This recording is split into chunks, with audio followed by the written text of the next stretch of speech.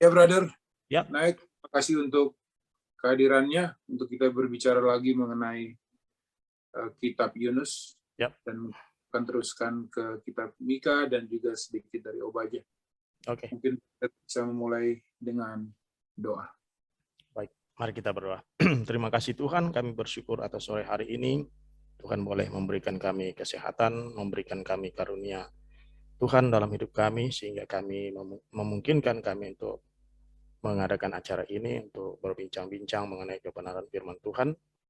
Biar kiranya firman yang kami bicarakan ini Tuhan bisa membangun kami secara pribadi, begitu juga dengan setiap orang yang mendengarkan perbincangan ini. Kami serahkan pertemuan kami ke dalam tangan Tuhan, di dalam nama Anak Tuhan Yesus, kami berdoa dan ucap syukur. Amin. Amin. Terima kasih. Ya. Iya, minggu kemarin kita bicara tentang Yunus baru satu pasal. Biasanya kita bisa membahas pasal tuh begitu banyak, tapi banyak sekali di pasal 1 itu hal-hal yang penting, terutama mengenai doktrin kita ya, mengenai kata Tuhan. Juga ada juga tentang pertobatan di situ, dan hal yang saya rasa kita bisa bahas. Nah, hari ini kita mau bahas juga sedikit dari pasal 2. Di pasal 2 ini dia berdoa di dalam perut ikan ya, brother. Baik. Saya apakah di dalam doa ini merupakan standar satu pertobatan gitu? Artinya maksudnya pertobatan yang dimaksud adalah bukannya berarti bahwa dia berbuat dosa, melakukan sesuatu yang sangat mungkin berhubungan dengan mungkin kejahatan yang besar, bunuh atau mencuri atau bagaimana, tapi di sini pertobatan dia adalah ketika dia lari dari Tuhan. Dia nggak mau melakukan apa yang Tuhan mau. Apakah ini sebagai standar pertobatan secara keseluruhan, atau kayak misalnya yang di Yunus pasal 3 dicerita tentang bahwa Niniwe orang-orangnya bertobat dan mereka berubah tingkah laku mereka dari yang tidak benar jadi benar gitu. Jadi bagaimana kita melihat sebenarnya pertobatan itu dari kitab Yunus ini, brother? Baik. Kalau kita perhatikan doanya memang agak unik, bukannya penyesalan gitu kalau kita lihat doanya. Dan memang para pakar juga dapat menotis gitu. Dapat menotis bahwa doa Yunus ini lebih kepada doa syukur. Doa syukur. Jadi kalau kita perhatikan pada pasal 2 ayat 9 dikatakan, tetapi aku dengan ucapan syukur akan kupersembahkan korban kepadamu, begitu.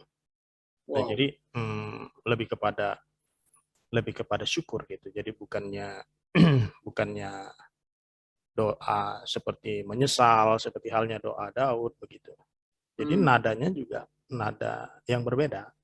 Sehingga menjadi kritik oleh para pakar, mengapa doa dia bukan doa penyesalan gitu, tapi doa syukur. Nah, itu uniknya di situ. Ya, tetapi apapun itu, kalau dia tidak menyebutkan juga doa penyesalan, bukan berarti dia juga tidak menyesal kan. Ya, itu seolah bahwa teks itu absen saja, tidak mengatakan itu. Dan mungkin penulis Yunus lebih suka menuliskan ini. Dan saya kira antara syukur dengan penyesalan itu memang berkaitan. Jadi kita sebagai orang yang bertobat juga harus bersyukur, karena bersyukur atas pengampunan Tuhan. Jadi memang orang Kristen itu tidak bisa dipisahkan dari rasa syukur.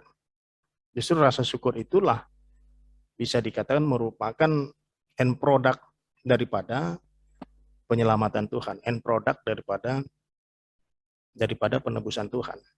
Justru karena kita bersyukur, maka kita akan melakukan hal-hal yang baik kan. Jadi kehidupan kita dalam tindakannya juga direfleksikan atau didasari oleh rasa syukur. Jadi sebenarnya kehidupan Kristen itu tidak bisa dipisahkan dari rasa syukur. Menyesal saja tidak cukup memang.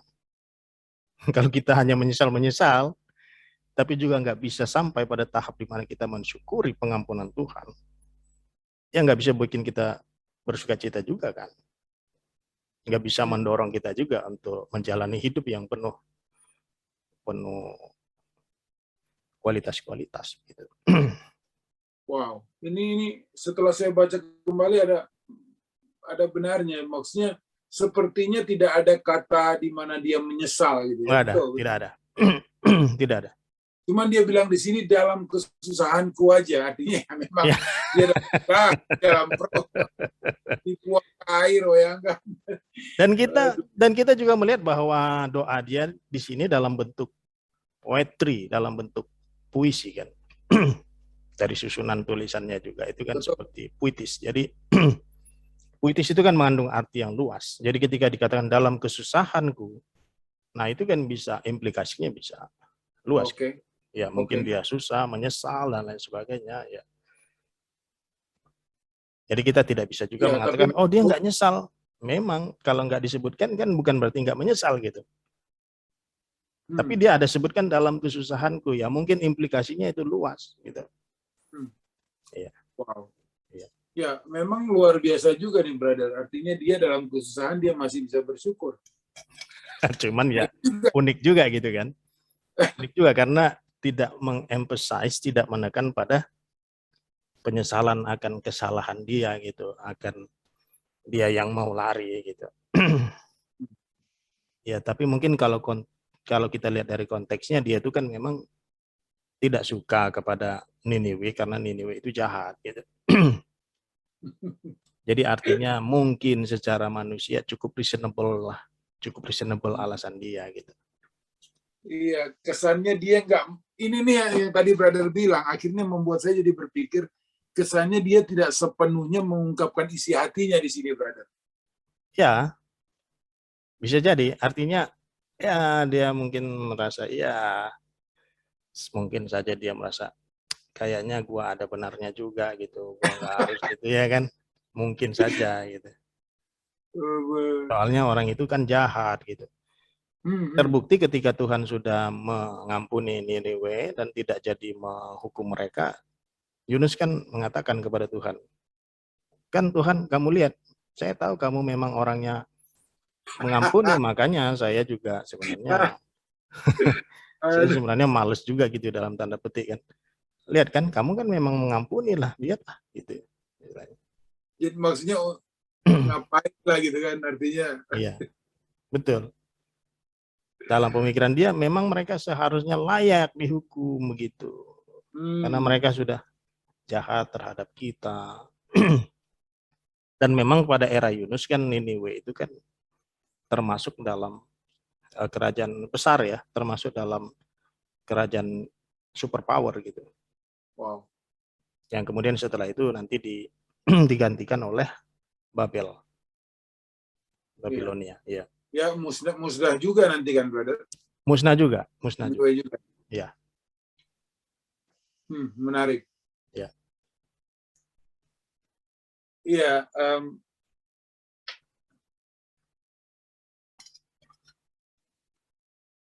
Saya pernah mendengar satu khotbah dari seorang pendeta yang besar.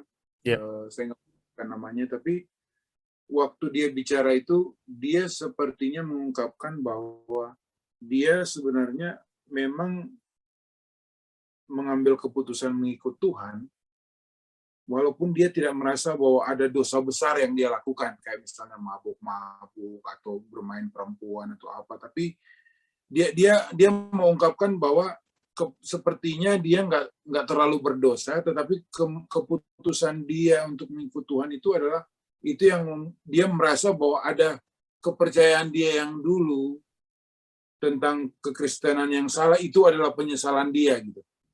Jadi saya jadi berpikir, iya kadang-kadang kita selalu berpikir bahwa oh kita berdosa, selalu orang-orang yang dianggap berdosa itu adalah yang narkoba gitu kan, yang yang apa gitu kan. Kalau misalnya dia nggak terlalu berdosa, ya nggak usah bertobat kali gitu kan artinya kan. Jadi kadang-kadang kita bisa juga salah melihat gitu, kayak misalnya ada teman atau saudara yang terlibat narkoba, kita pikir kalau dia sudah masuk gereja, wah sudah syukur gitu kan. Tapi kalau ada orang yang baik-baik misalnya dia nggak terlalu masuk gereja tapi orangnya hidupnya baik, nggak terlalu dianggap bahwa itu dosa gitu, brother. Menarik ya. Ya, Gimana? menarik, menarik. Jadi pengertian tentang dosa itu yang harus dipahami lebih banyak gitu.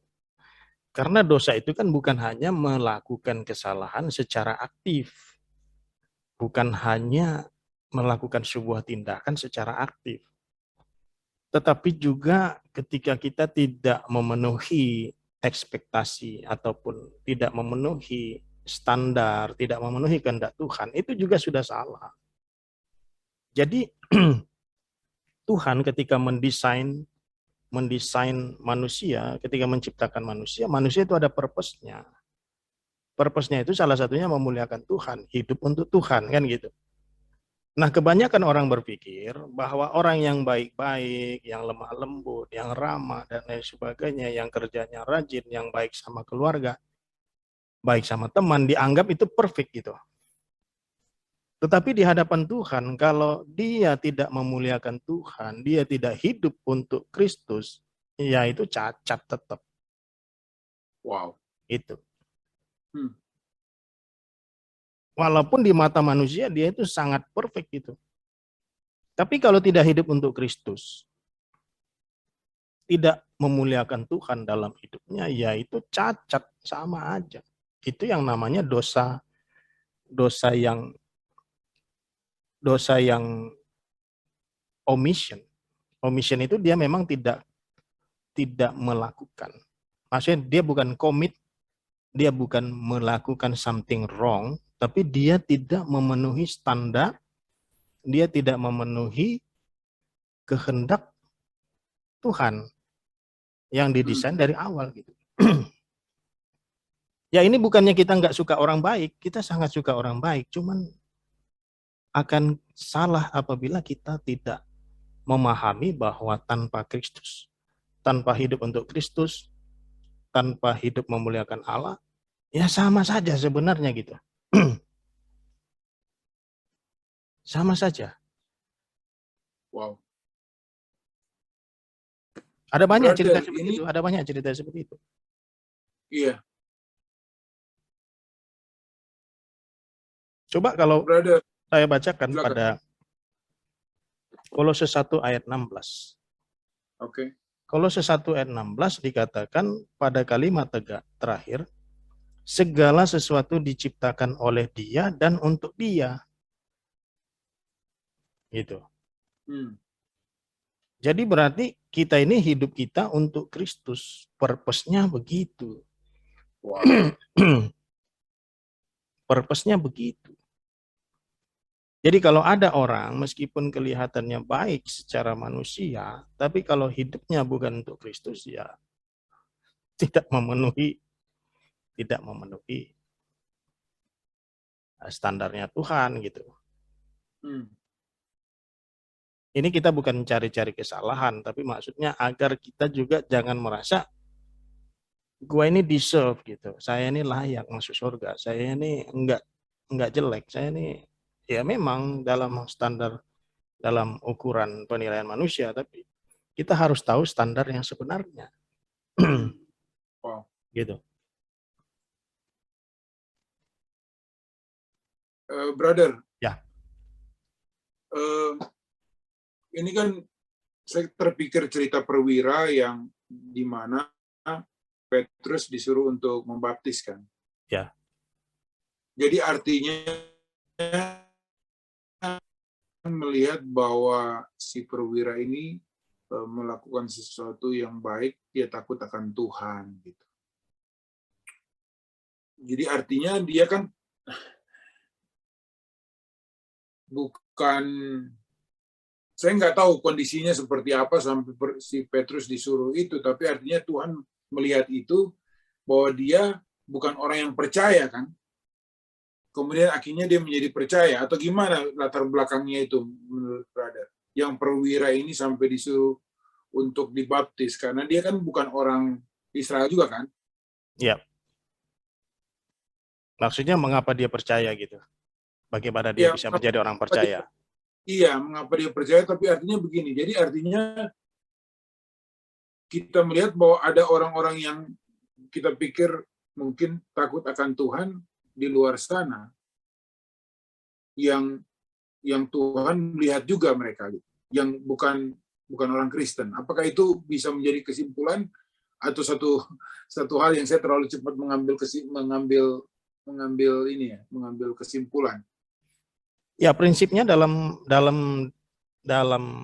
doktrin keselamatan, prinsipnya itu semuanya itu harus dari Tuhan, berasal dari Tuhan, karena Tuhan, bukan karena kita. Jadi kalaupun kita melihatnya sebagai manusia itu sepertinya karena dia rajin berdoa, sepertinya karena dia rajin datang ke sinagoge, rajin datang ke bait suci, walaupun mungkin di luar gitu ya, walaupun mungkin di halaman, kelihatan bahwa dia mungkin mengasihi orang miskin. Tapi kita percaya di balik semua itu adalah pekerjaan Tuhan. Adalah anugerah Tuhan. Ada Tuhan yang mengerjakannya lebih dahulu sebelum dimanifestasikan dalam kehidupannya. Gitu.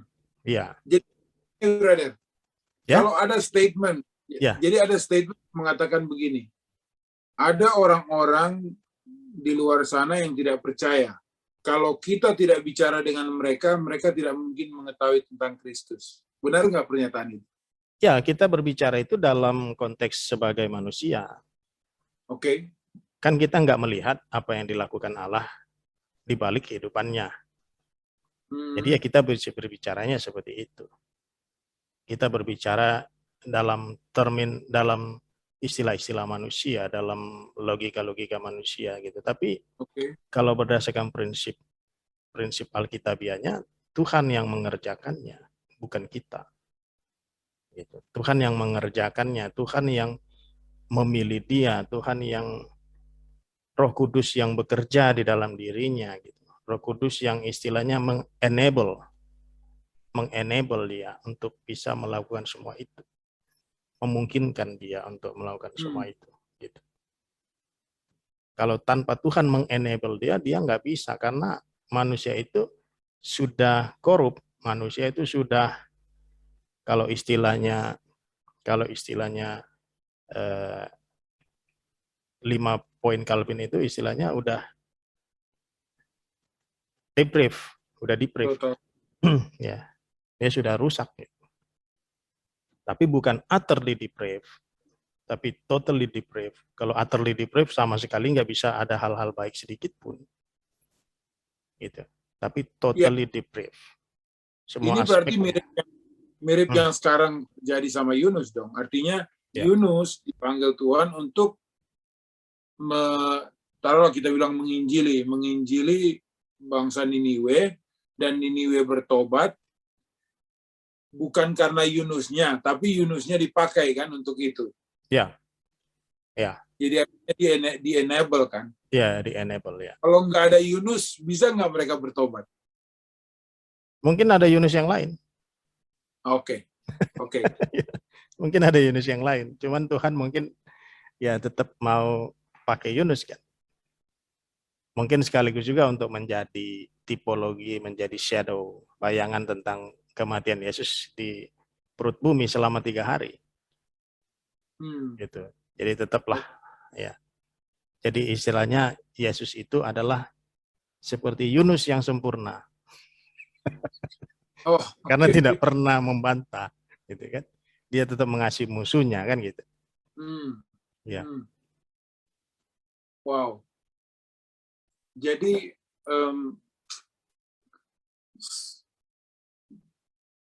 kata yang tadi brother bilang tentang pertobatan itu, pokoknya semua yang tidak percaya kepada Tuhan, yang di dalam hal ini kita percaya pada Kristus, dia itu dianggap jauh dari Tuhan, dianggap berdosa.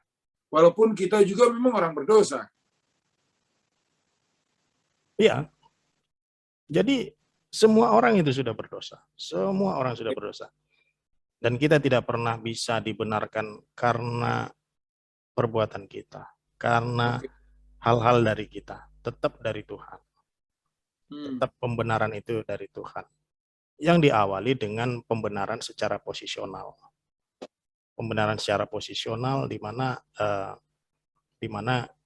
terjadi double imputation. Tuhan memberikan kebenarannya melalui Kristus kepada kita, dan kita memberikan, ibaratnya seperti mentransfer dosa kita kepada Kristus. Gitu. Jadi terjadi imputasi ganda, istilahnya gitu. Jadi bukan karena kitanya, tetap selalu prinsipnya begitu. Wow. Ya. Makanya gambaran tentang dosa itu kan seperti hutang, digambarkan seperti hutang yang dibayar lunas oleh Kristus gitu.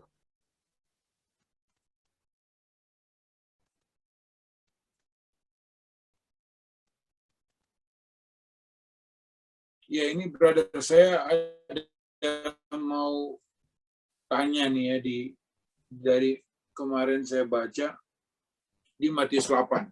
Ya. Di Matius 8 itu kemarin saya sempat bikin satu pertanyaan dan coba untuk lihat respon seorang tentang itu. Ya. Saya bagikan teduh.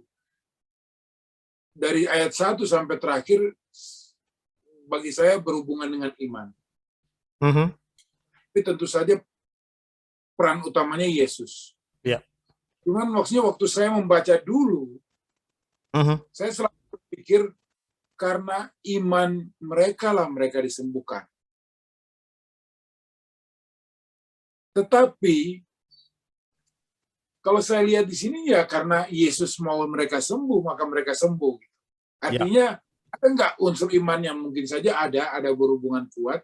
Hanya saya merasa kita nggak bisa juga melihat bahwa karena seseorang itu percaya maka mereka disembuhkan gitu otomatis. Karena ada juga orang yang percaya nggak sembuh. Betul. Dalam artian fisikal ya. Betul. Fisikal. Karena di sini di ayat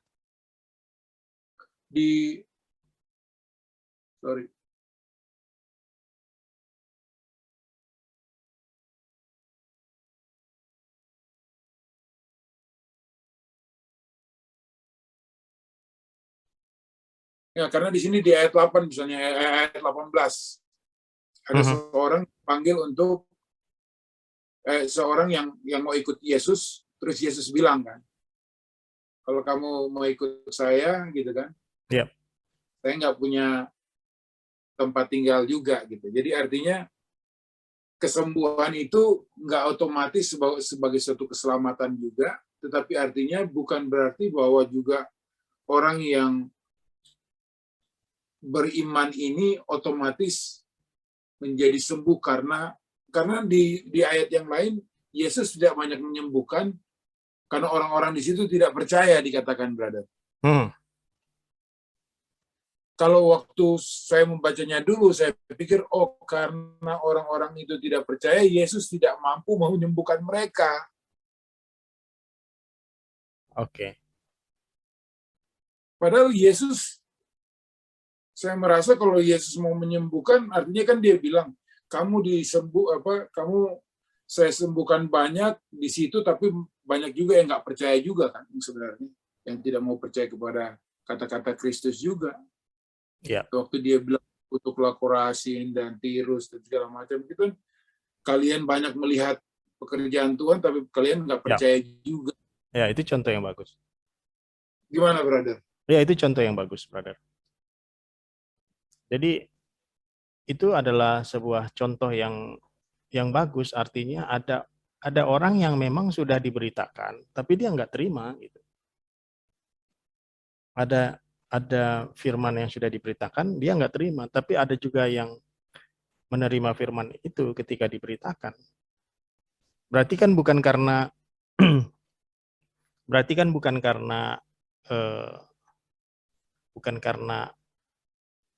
orangnya sebenarnya, tapi karena ada yang mengenable itu. Ada yang mengenable itu. Betul. Karena sebenarnya kan dua-duanya kan sama-sama berdosa juga, sama-sama depraved, sama-sama korup juga kan sebenarnya. Hanya ada yang di-enable gitu. Sehingga ini tidak bertentangan dengan prinsip anugerah tadi, prinsip kasih karunia tadi. Prinsip bahwa sumber daripada keselamatan itu adalah dari Tuhan. Kalau misalnya kita berpikir bahwa itu adalah karena merekanya, maka akan sulit untuk melihat ini sebagai anugerah. Sulit menjelaskannya bahwa ini adalah kasih karunia. Ya. Wow. Semakin mempelajari, semakin mengerti, tapi semakin banyak juga yang harus di. Iya, betul. Betul. Betul. Waduh. Saya kemarin belum sempat dengar yang brother saya lihat di membahas kitab Markus ya kalau nggak salah. Oh iya, Markus ya. Ya. Bisa di-deliver sedikit mengenai itu brother, apa yang disampaikan di situ? Oh, kami berbicara waktu itu tentang bagaimana kita menggali hal-hal yang terdapat pada teks dengan semaksimal mungkin. Jadi dari 4 ayat itu kita bisa menemukan sampai 25 hal yang bisa kita temukan. Nah, kadang-kadang kalau kita baca sambil lalu, memang kalau kita baca lewat begitu saja memang nggak dapat banyak gitu.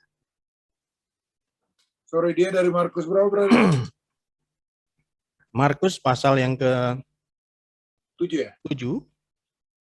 1 sampai 4 ya? Ya, Markus 7 ayat 1 sampai 4. Nah, kalau kita lihat di situ, sekilas memang tidak ada hal yang kita bisa pelajarin, tapi ketika kita membacanya dengan berulang, dengan lebih intens gitu, kita bisa mendapatkan banyak hal. Jadi sebenarnya itu caranya kita membaca secara eksegetikal. Kita mengobservasi gitu.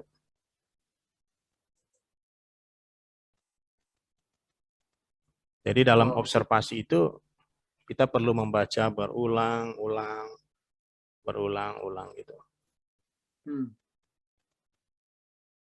Ini yang brother saya lumayan bisa menerima juga bahwa waktu kita bilang kita belajar, ya. Artinya kita harus terus membuka perspektif kita gitu. Betul. Jadi ada cara membaca yang memang kayak skimming gitu, kayak kita tuh membaca cepat dari awal kejadian sampai wahyu, yang mana itu nggak salah. Tapi ada juga cara membaca yang berulang-ulang untuk observasi. Jadi 4 ayat itu pun kita bisa menemukan banyak hal gitu, brother. Nah, itu pembacaan yang sangat bagus untuk seorang yang akan berkhotbah, untuk orang yang akan menulis. Jadi dia lebih detail, jadi dia nggak hanya asumsi. Kadang-kadang ketika kita membaca, kita berpikir bahwa kita sudah mengerti tulisan itu. Ternyata setelah diteliti, mungkin saja bahwa pemahaman kita tidak sesuai dengan teks. Kita tanpa kita sadari, kita berasumsi, kita read in, bukan read out. Gitu. Mungkin tidak salah 100%, tapi tidak tepat. Mungkin. Tidak tepat,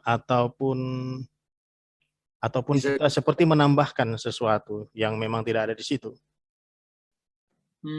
Ya. Oke. Begitu. Wow. Ya. Iya, brother. Kemudian dia sampai ke Yunus pasal 4 ini, di mana dia ditutup dengan bagaimana kata-kata yang luar biasa ini ya, dibilang percakapan Tuhan dengan Yunus. Bagaimana tidak aku sayang kepada Niniwe, kota yang besar itu, yang berpenduduk lebih dari 120.000 orang, yang semuanya tak tahu membedakan tangan kanan dan tangan kiri dengan tenaganya yang banyak. Jadi dia bilang mengenai perbandingannya dengan pohon itu kan. Ya. Betul. Memang kalau di dalam teks terjemahan baru, dia tidak sebut anak. Yang kadang hal ini memang membingungkan juga buat teman-teman kita kan. Katanya, masa sih 20.000 orang itu nggak tahu membedakan tangan kanan dari kiri gitu kan. Tapi berdasarkan teks bahasa Indonesia sehari-hari, dia perjelas gitu. Dikatakan di situ 120.000 orang anak, gitu. Bukan orang, tapi anak. 120.000 orang anak. Saya nggak tahu kalau bahasa Inggrisnya sepertinya juga sesuai dengan teks berbahasa Indonesia sehari-hari. Coba kita lihat Yunus ya. Yunus pasal yang ke-4 tadi ya.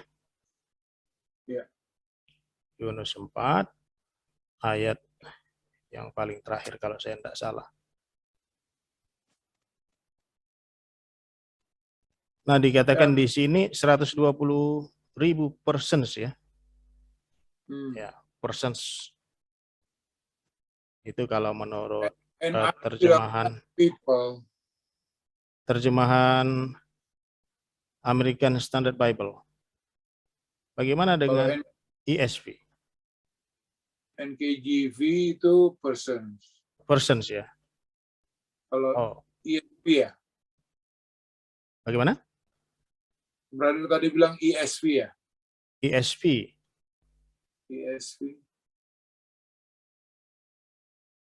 ESV. Person juga.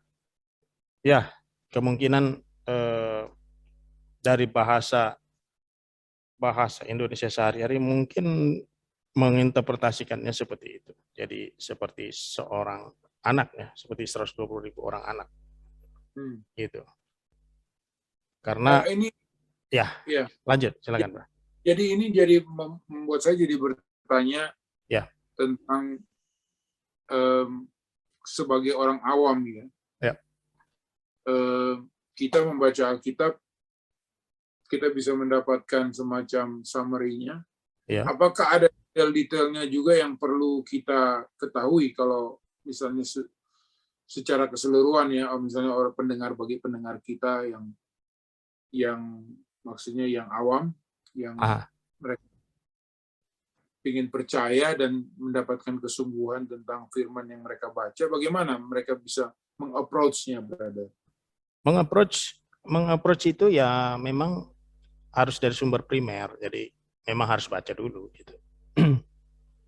Baca dulu dari Alkitab itu sendiri. Saran saya kalau memang kita mau baca untuk mengetahui gambaran besarnya, ya kita lihat dari bahasa Indonesia sehari-hari, bahasa Indonesia atau disebut dengan bahasa Indonesia masa kini, atau terjemahan sehari-hari untuk skimming, untuk mendapatkan gambaran besar. Kemudian untuk bisa mengetahui bentuk-bentuk teksnya bisa di terjemahan baru. Kemudian kalau kita mengalami kendala atau hal-hal kurang jelas untuk kita bisa membaca komentari. Tapi jangan baca komentari langsung, karena kalau kita baca komentari langsung biasanya kita jadi nggak percaya diri. Jadi semua kita tergantung komentari, padahal kita nggak baca gitu. Jadi ibarat kita itu cuma katanya-katanya gitu. Karena kita nggak baca. Nah, untuk mendapat gambaran besarnya, bacalah itu yang bahasa-bahasa yang lebih sederhana, tapi jangan yang parafrase kalau saran saya sih. Saran saya itu BSI, BIS, atau disebut BIMK, kemudian TSI, terjemahan sederhana Indonesia, itu 2 ya. Kemudian kalau dalam bahasa Inggrisnya New Living Translation, itu sangat bagus kalau kita mau skimming untuk mendapat gambaran besarnya. Nah, tapi kalau kita mau belajar lebih detail untuk menginterpretasi, sebaiknya ambil yang New American Standard, kemudian kita baca juga yang TB kalau bahasa Indonesianya. Kalau mau mendalam lagi, lihat bahasa aslinya gitu. Kalau mau buat riset-riset ya. Lalu kalau kita mau perjelas lagi, kita baca komentari, kita baca dictionary dan lain sebagainya. Itu brother. Brother, mungkin ini untuk pendengar kita yang bisa bingung juga mengenai versi ini, atau mungkin bagi pendengar yang bukan orang yang percaya kepada Kristus, mungkin mereka ini kenapa kita begitu banyak versi, Ya, mungkin bingungkan juga gitu, brother. Ya, ya. Jadi memang terjemahan itu ada yang berorientasi pada arti, tapi tidak berorientasi pada bentuk. Artinya bentuknya saya bisa ubah tanpa mengubah arti. Ada juga yang tidak mau bentuknya itu berubah. Nah, itu seperti TB, seperti New American Standard, gitu. Walaupun untuk mengartikannya cukup sulit. Cukup sulit bagi orang awam, tapi dia nggak mau ubah bentuknya. Misalnya kalau dia bentuknya subjek, predikat, objek, dia mau seperti itu, dia nggak mau dibalik-balik. Nah, kalau yang berorientasi pada arti, dia bisa rubah bentuknya, asalkan lebih enak alurnya, lebih gampang dipahami. Gitu. Kemudian ada hal-hal yang misalnya akan sulit dipahami oleh pembaca, misalnya satuan mata uang. Satuan mata uang kalau disebut dinar, kita bingung dinar ini berapa. Ada yang langsung terjemahkan, lebih baik saya agar pembaca saya lebih mudah mengerti, saya langsung konversi dinar itu berapa dolar misalnya, atau berapa rupiah. Gitu. Nah gitu kira-kira. Sehingga membantu pembaca. Jadi ada terjemahan yang namanya word to word, ada yang namanya dynamic equivalent, ya. Jadi dia perjelas bagi pembacanya. Artinya dia sudah menginterpretasikan agar pembaca lebih mudah paham artinya. Tapi kalau word to word dia nggak mau seperti itu. Dia akan tetap bentuknya dan juga katanya dia tetap gunakan, gitu. Tapi tentu saja versi ini kan versi yang diakui secara internasional, ya? Ya, diakui secara internasional dan memang orang-orang yang memang sudah mempunyai ilmu, skill untuk mengartikan, dan biasanya menerjemahkan tidak sendiri, bersama dengan tim. Jadi ada semacam saling cek gitu, check and balance gitu. Ya. Wow, interesting. Ya, Brother Naik, untuk Yunus ini saya rasa lumayan kita bisa cover. Ya. Cuman mungkin memang sepertinya ceritanya itu tidak selesai. Ya. Karena memang Yunusnya sengaja tidak melanjutkan cerita ini, dan dia sepertinya ya oke, terpotong gitu. Membuat kita bertanya, jadi apa nih setelah itu gitu kan. Ya. Atau gimana nih, brother? Secara sejarahnya ada catatan khusus nggak mengenai hal ini?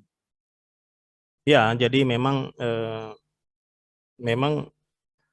Yunus ini kan salah satu nabi yang berkhotbah untuk bangsa lain. Biasanya nabi itu kan bicara kepada Israel atau kepada Yehuda. Kebanyakannya kan kepada Yehuda gitu.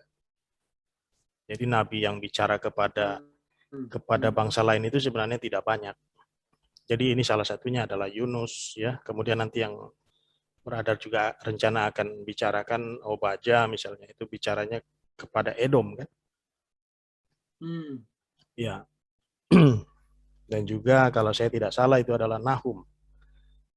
Ya, Nahum itu juga Nahum juga berbicara kepada bangsa lain, ya. Berbicara kepada Niniwe. Jadi untuk bisa melihat untuk bisa membuat perbandingan, bisa dibandingkan sebenarnya antara Nahum dengan Niniwe. Oke. Iya. Nahum dengan Yunus maksud saya. Karena sama-sama mereka berbicara kepada Niniwe. Betul. Ya, bedanya pada zaman Nahum ini tidak bertobat sepertinya. Kalau yang Yunus bertobat.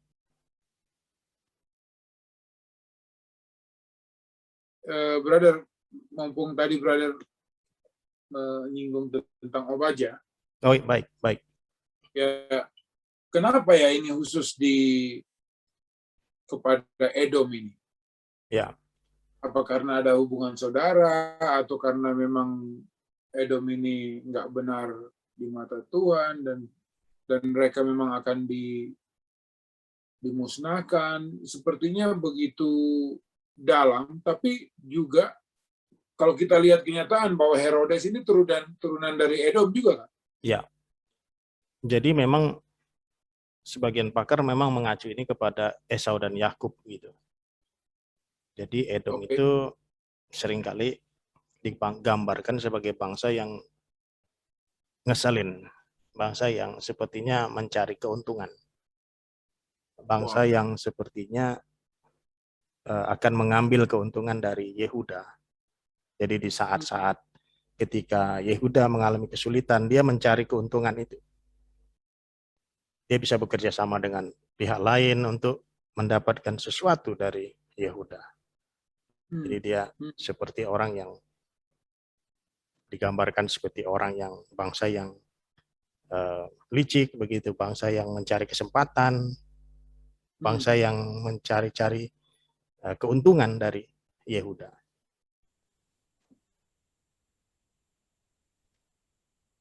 Ya, ini berhubungan dengan hubungan Yakub dan Esau juga kan? Ya. Jadi artinya mereka ada pertengkaran di antara mereka itu kan karena ada juga sesuatu hal yang terjadi kan? Ya.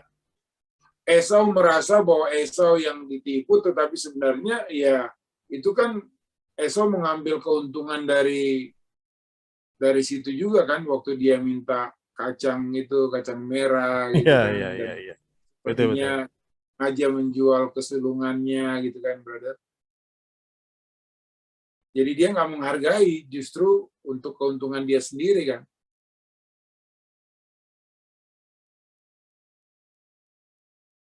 Sekalipun memang ada argumentasi yang mengatakan bahwa sebenarnya berkatnya itu kan bisa dibedakan, bukan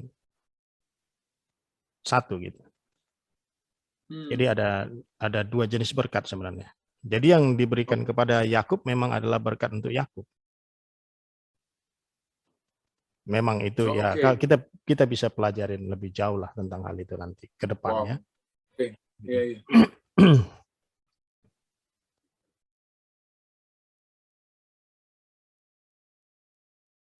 Tapi hal yang dilakukan Yakub ini dengan satu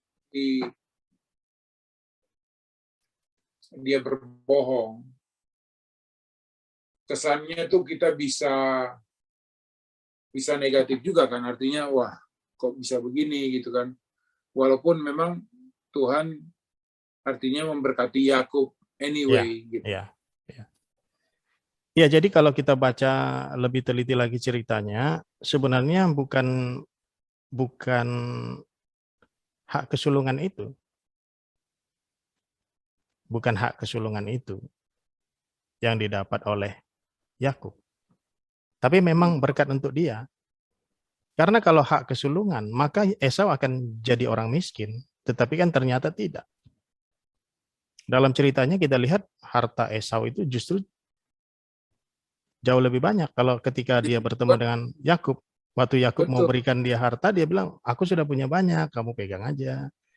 Berarti kan sebenarnya nggak hilang itu harta kesulungan, hak kesulungan dia sebenarnya. Cuman berkat kepada Yakub itu benar. Berkat yang memang dari Tuhan, bukan berkat yang hak kesulungan itu. Pilihan Tuhan itu benar kepada dia. Gitu. Tapi kita perlu baca lebih teliti lagi ceritanya itu. Dan kita bisa bedakan berkatnya itu memang bukan satu. Ada berkat hak kesulungan itu, ada berkat satu lagi yang memang dari Tuhan untuk Israel. Jadi berkat ini bukanlah berkat yang kita pikir ya sebagai manusia bahwa dia menjadi kaya atau bukan yang itu dia yang dapat. Tapi berkat di mana keturunannya nanti akan lahir seorang Mesias juru selamat. Wow. Ya, bukan berkat kesulungan itu. Kesulungan itu tetap ada pada Esau karena dia tetap jadi orang kaya.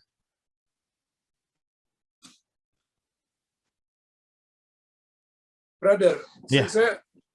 saya nggak tahu apakah ini berhubungan atau tidak. Saya lagi pikir, kita sebagai orang percaya, kita kan punya prinsip-prinsip tertentu yang mungkin kita pegang secara tidak langsung, yang kita merasa bahwa itu satu kebenaran. Walaupun mungkin di mata orang lain, mungkin tidak begitu setuju 100%. Tapi di dalam Alkitab tidak disalahkan, tidak salah gitu. Artinya kita punya prinsip itu, dan itu memang untuk Tuhan, dan ini untuk memuliakan Tuhan gitu. Jadi bagaimana kita bisa menyadari bahwa prinsip-prinsip itu yang benar gitu. Maksudnya yang kita lagi jalankan itu sesuatu yang memang Tuhan inginkan. Ataukah itu karena kita percaya sebagai orang Kristen, Roh Kudus itu yang mengenable kita, membuat kita menjadi melakukan apa yang benar gitu, atau nggak otomatis? Brother bisa tangkap nggak maksud saya ini? Ya, jadi ketika kita sudah di-enable oleh Roh Kudus, ketika kita sudah di-enable oleh Tuhan, maka setelahnya ya pekerjaan Roh Kudus itu akan terus berlanjut sampai akhir hidup kita. Sehingga saran saya sih kita nggak perlu mikirin lagi tentang maksudnya apakah Roh Kudus akan menyertai kita atau tidak, bukan begitu pertanyaannya. Tetapi kita sudah tahu bahwa Tuhan sudah hadir dalam kehidupan kita, Dia telah menyelamatkan kita, Dia telah mengenable kita, Dia telah memberikan keselamatannya kepada kita. Maka tinggal kita yang melatih, mengeksersis diri kita terus untuk maju.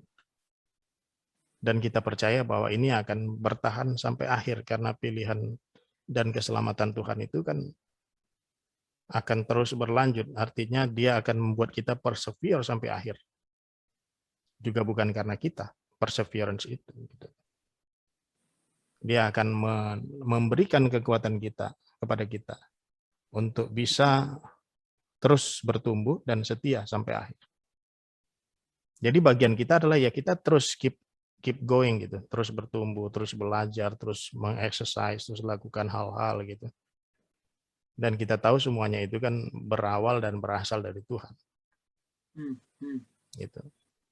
Bahasa yang lebih tepat untuk hal itu adalah Tuhanlah yang memampukan, Tuhanlah yang mengerjakan, Tuhanlah yang memberi kekuatan.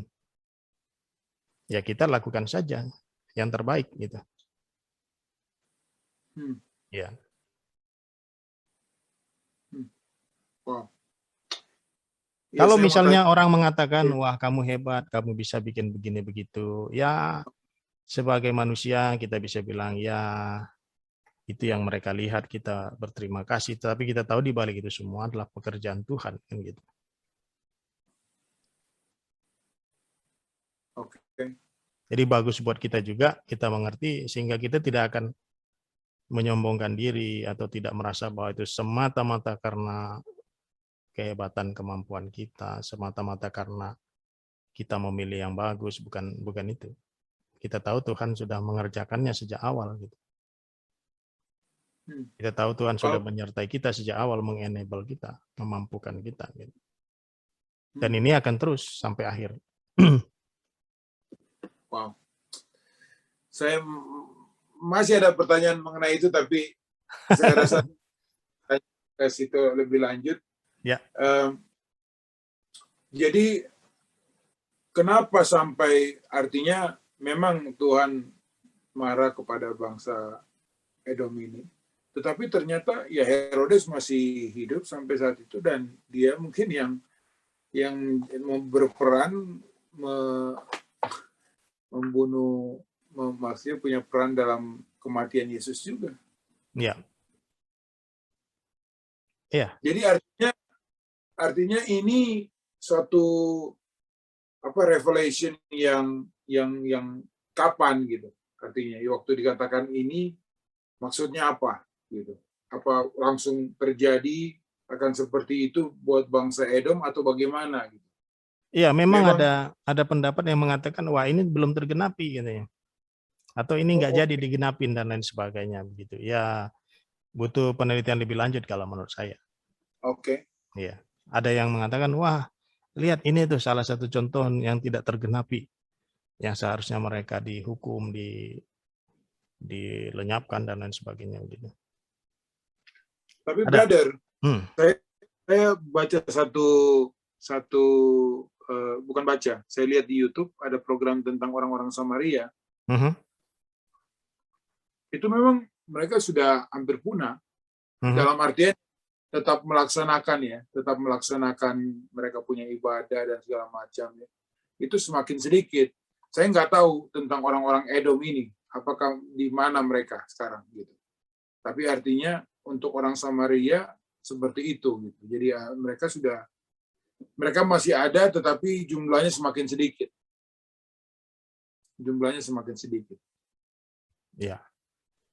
Maksudnya sekarang ini di mana gitu merekanya? Ya maksudnya kalau kita berpikir tentang orang-orang Edom ini, maksudnya apakah itu sudah terjadi? Artinya kan kita nggak tahu sekarang orang-orang Edom itu di mana. Karena kita tahu di zaman itu ada Herodes, tapi itu pun mungkin nggak sebanyak apa, kita nggak tahu juga kan. Artinya ada turunannya dari Edomite kan, dari Edomite. Setelah itu nggak kedengaran gitu tentang bangsa Edom ini. Ya. Ya, jadi Edomite itu kan orang masuk dalam rumpun Arab gitu, brother. Oh, oke. Ya.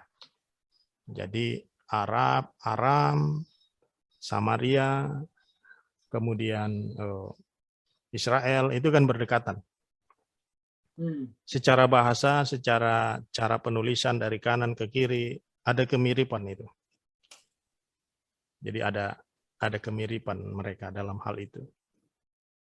Oh, oke. Ya. Betul. Begitu. Dan berdasarkan sejarah juga kan Edomite atau si Herodes ini juga kan merupakan aliansi daripada Romawi ketika merebut Israel, merebut Yehuda gitu. Jadi memang lagi-lagi Edom ini seringkali memang menjadi satu bangsa yang kelihatannya mengambil keuntungan dari Yehuda. Apakah dengan cara menduduki atau mengambil hartanya setelah mereka dijajah atau setelah mereka kalah, atau dia bekerja sama seperti halnya dia bekerja sama dengan Romawi untuk merebut Yehuda, untuk merebut Israel begitu, orang Yahudi. Wah, menarik juga nih. Ya. Jadi ada Edomite ini berhubungan dengan bangsa Arab juga gitu ya? Arab, ya Arab.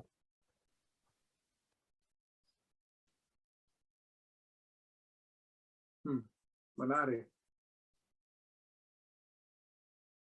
Iya, tapi apakah memang tujuannya ditaruhnya akan buku Obaja ini ataupun satu pasal Obaja ini berhubungan dengan itukah, atau di ayat 15-nya kan dikatakan sebab telah dekat hari Tuhan. Maksudnya tahun kapan gitu maksudnya gitu ya maksudnya? Bukan, maksud saya tujuannya Obaja ini di dalam Alkitab. Ya. Karena kan maksudnya kalau bisa dibilang pasti ada gunanya kan, maksudnya kita melihat ini untuk apakah pernah di quote juga brother di Perjanjian Baru? Ya, jadi nabi itu biasanya kalau untuk orang Israel biasanya untuk mengecam mereka terhadap pelanggaran yang mereka lakukan dan untuk memanggil mereka kembali untuk mengingat perjanjian dan melakukan Taurat. Itu kalau kepada umat Tuhan yang Israel ataupun Yehuda. Nah, tapi kalau kepada bangsa lain biasanya berkaitan dengan kecaman, hukuman. Apakah itu kepada Niniwe, apakah itu kepada Edom, apakah itu kepada bangsa-bangsa yang lain, biasanya berupa kecaman tentang hukuman yang akan datang. Dan tentang Edom itu sendiri, itu karena Edom, seperti yang saya katakan, mereka bersuka cita atas penderitaan Yehuda. Jadi itu yang saya katakan sisi yang ngeselinnya itu di situ. Ibarat kita punya tetangga, dia senang kita rugi, dia senang kita kalah, dia senang mencari keuntungan saat kita lemah dan lain sebagainya. Itu yang dikecam oleh Obadya kepada Edom. Ya. Tapi menarik ini juga kan, karena ini kan tadinya kan brothers nih, brother. Ya, betul. Betul. Kayak satu bapak kan, maksudnya satu marga lah gitu kan, ribut gitu. Betul. Tapi kita kalau kepikir sekarang gimana ya? Artinya memang banyak sih terjadi hal-hal seperti ini kan. Saudara dengan saudara gitu karena berkat lah, karena harta. Karena harta dan lain sebagainya. Ya. Ya, saya berpikir bahwa berhubungan dengan kedatangan Kristus gitu, kitab ini, atau tidak ada hubungan sama sekali? Tidak banyak tentang hal itu. Dan kalaupun ada, mungkin lebih kepada hal-hal yang tidak langsung ya. Misalnya tentang penghakiman dan lain sebagainya gitu. Tapi kitab ini bukan kitab yang banyak mengandung nubuat-nubuat mesianik seperti Mika, seperti Yesaya, seperti Yunus yang ada tipologinya gitu. Ya, karena brother kan pernah bilang tentang hari Tuhan. Ya. Hari Tuhan itu bisa berarti berbeda-beda gitu kan. Ya. Arti hari akhir atau hari Tuhan gitu kan. Ya. Jadi yang dimaksud di sini kan di ayat 15 kan dibilang tentang hari Tuhan itu berbeda maksudnya dengan mungkin hari Tuhan yang di kitab Mika. Ya. Ya. Jadi menurut para ahli ini ada dua kemungkinan itu. Jadi ini mengacu kepada peristiwa yang mana gitu ya. Ini ada dua kemungkinan. Ini bisa kemungkinan ketika pasukan Filistin dan Aram pada masa pemerintahan Yoram, itu sekitar tahun 800-an sebelum Masehi. Oh, oke. Ya. Kemudian ini bisa juga mengacu pada kemungkinannya ketika pasukan Babel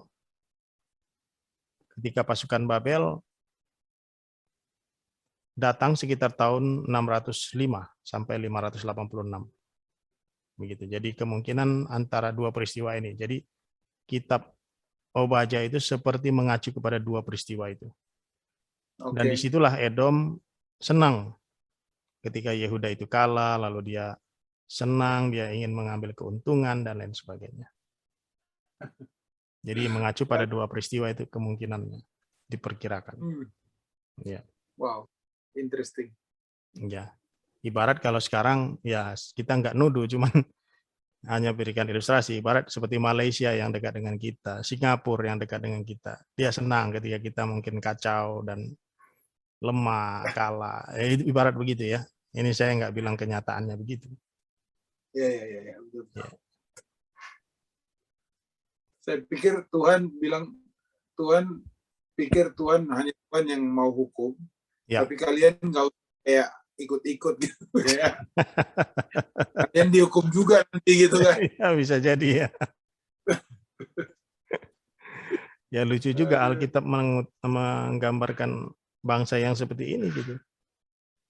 Dan kayaknya memang menggambarkan realitas hidup, di mana mungkin ada tetangga-tetangga yang senang kalau bangsa yang di sebelahnya atau berdekatan dengan dia itu mengalami kesulitan. Betul. Gitu. Wow, artinya itu mungkin seperti mengatakan itu bukan hal yang baru, bro, gitu kan?